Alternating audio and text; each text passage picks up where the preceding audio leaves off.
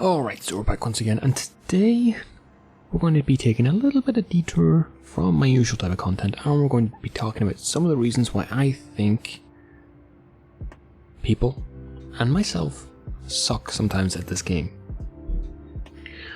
Now, if you've been on the internet for more than 5 seconds, and if you've played this game for more than 5 seconds, then you've probably seen a lot of people talk about the player base. And more specifically, they've talked about how the player base is pretty bad. Well, I thought I could spend another video talking about how bad some of the players are in this game, and talk about how bad I play, but I thought that wouldn't be very productive. Instead, we're going to be talking about some of the reasons why I think people play bad, and sometimes why I play bad myself, and also some of the reasons why I think you can actually get out of this slump, how I got out of it to an extent, maybe as a whole, how the game can actually improve itself, because no one likes people who just point out a problem and provide no solutions. So I hope I'm going to be doing at least a little bit of that. So where to start? Well, in my opinion, there's 2 main ways to look at how a player base performs or how a player base is. And I think you can look at the small scale, minute view of how people play, but there's also a kind of a global view of how people play over time. And these 2 things very strongly interact with each other to give you an overall, opinion on the player base, whether it be good or bad. So we're going to start with the minute view, and well, the very small scale, or the minute view as I'm going to call it, I think there's 3 main factors here. And when I mean small scale view, I mean game to game, day to day, very, very compact game sessions. So there's 3 things we're going to touch on: autopilot, the tilt, and fatigue. Now, if you're a bit like myself, you enjoy not just one game in a session, you enjoy multiple games. But with playing multiple games in a session, it brings a couple of problems. One being, you can play on autopilot. Now, what I mean by playing on autopilot isn't the fact that you're even playing specifically badly, or, making a massive mistake. It's the fact that you're not really worrying about your position, or you're not really worrying about what you're doing. You're kind of just mindlessly moving your hands, pressing the buttons, not really thinking about what you're doing or the implications of what you're doing. That's what I mean when I mean autopilot. And if you've ever been in school, or well, I suppose most of you have been in school, but you'll recognize this behavior almost instantly. There's a teacher up there trying to teach something, and you're just completely zoned out. You're just writing something down, and you're not really taking it in. This is a very similar process. And it means that no matter how much you play, you're not actually gaining anything from the game, other than a sense of entertainment. Now, if you genuinely enjoy that, great, you should keep doing that. But if you want to get better at the game, then the very first thing you need to do is teach yourself to snap out of that. You need to be constantly thinking, or have some kind of mechanism to jolt you out of that way of thinking very quickly. Now, things like playing music while you're playing, or having on a podcast or something like that, tends to lull you into that state. So maybe if you're trying to get better, just focus yourself for that 15 minutes, treat it like a study session, and then maybe kind of relax again. The next thing is fatigue, and this really only applies to people who are going to be playing long duration sessions, more say than over the course of a weekend. You could probably play for a couple of hours at least, and that's enough time to get in maybe 10 games, 12, 13 games in a session.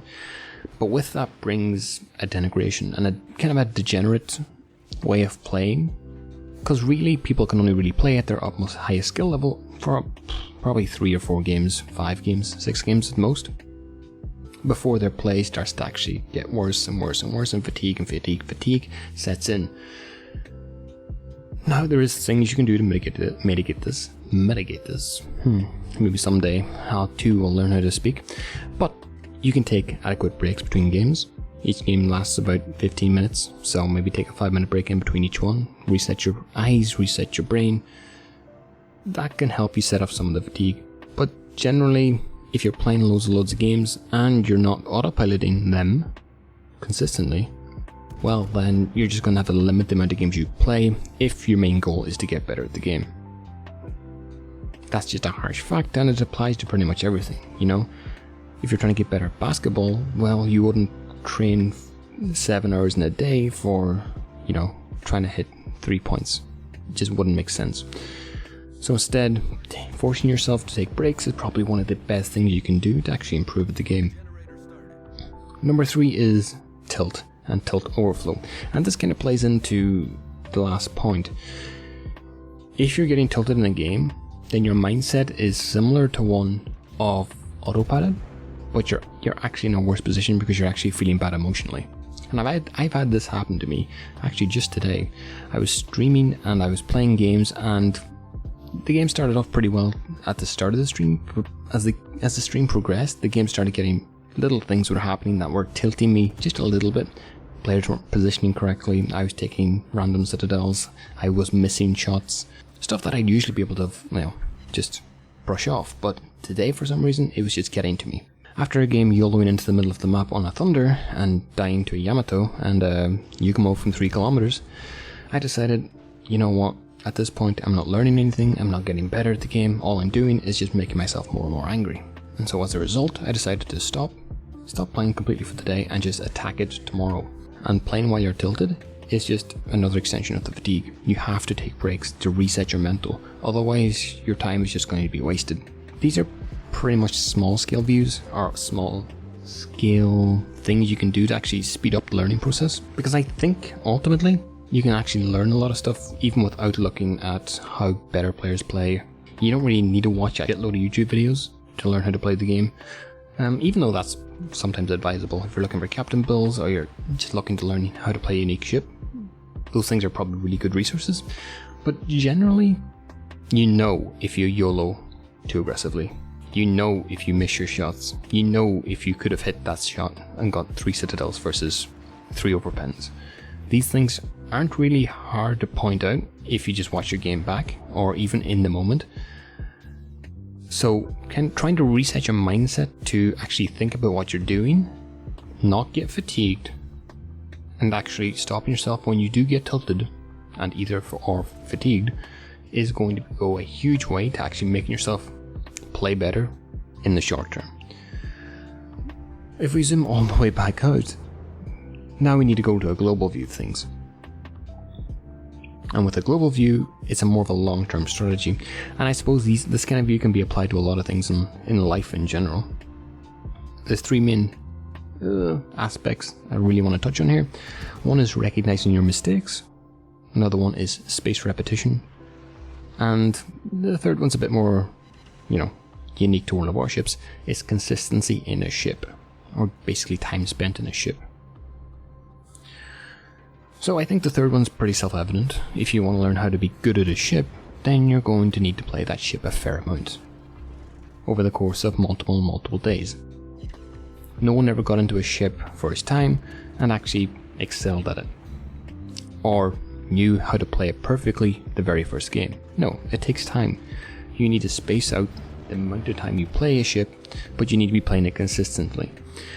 I think, for me at least, when I would be grinding a line, say I would be currently I'm grinding a European DD line, and I would be pretty decent on European DDs right now. But if I were to switch immediately right now to, say, German battleships or, you know, maybe Russian cruisers, I would absolutely be terrible, because I don't have the consistency in the ship to know its intricacies, to know what I can do, what I can't do. I don't have a mastery of it, and that thing takes time to develop. And it's the same with playing any ship in this game. You just need to take your time. So I think that's pretty self-evident. The first point that I mentioned was recognizing your mistakes, and I've touched on this a little bit previously, but there's one thing to recognize your mistakes, it's another thing to actually implement the fixes consciously. Because again, no matter how much people say, you can miss the citadel on an enemy ship 13 times, but if you don't realize you're missing it and you do nothing to fix it, well then nothing's going to change. So that's why I don't think watching people play or watching other people play is the most useful spending of your time if you're looking to exclusively get better. I think being able to watch your own replays and correct the major mistakes in the moment, and learning to fix those in the moment is probably going to do you much, much better. So let's take an example. Let's say you're playing a Shimakaze, and you look on the enemy team, and there's a Kirikaze, there's a Daring, and there's an enemy Holland. Do you think if you go and contest a cap that it's the best idea? No. No. But if you do that in one game and you die, you need to recognize that, okay, I'm playing the Shimakaze, I don't have all that much gunpowder anymore. Let's try something different. Or I shouldn't do that again. And then you can go to YouTube. Then you can go to either Twitch or something, and you can look at how people are playing the Shimakaze and go, okay, I need to get into open space. I need to go maybe on the flanks and cross torp. Okay, let's try that. And then with conscious practice in the game, you can actually improve. Or you can actually put that into effect and continually try to like adapt and, you know, constantly improve. And that'll bring you much, much greater results than just Googling Shimakaze and then YOLOing on Autopilot. The final thing is it ties into fatigue and tilt overflow to an extent, and it's spaced repetition. And this basically applies to any skill you ever want to learn, or any skill you ever need to learn, or even any subject you want to actually learn in school. You need spaced repetition, and by spaced repetition I basically mean is that you need to spend 15-20 minutes, maybe an hour, learning some skill, activity, subject, and then you actively need to go away from it, do something else, and let your brain recover. And then after a period of time, be it an hour, a day, you need to repeat that thing until it becomes encased in your brain.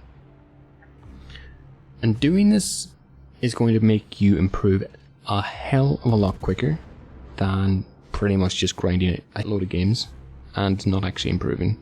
Now, it's not that you won't improve, it's just that it's going to take significantly longer. The point still stands. Spaced repetition, taking a break from the game, which ties into the small scale things, is extremely important. Now, this was a bit of a ramble for me, but I've been thinking about this over the course of, I'd say, a couple of days, and I think it's good to provide solutions for those people who are actually looking to get better, as opposed to just saying, well, you suck at the game, why are you even here, go play something else, go play Barbie dolls or something. I don't think that's helpful at all. And you can complain all you want, but offering a solution is always a hell of a lot better than just moaning about a problem. So anyways, I hope this provided some solutions or some help on those actually trying to get better at the game. And as always, I'll see you all in the next one.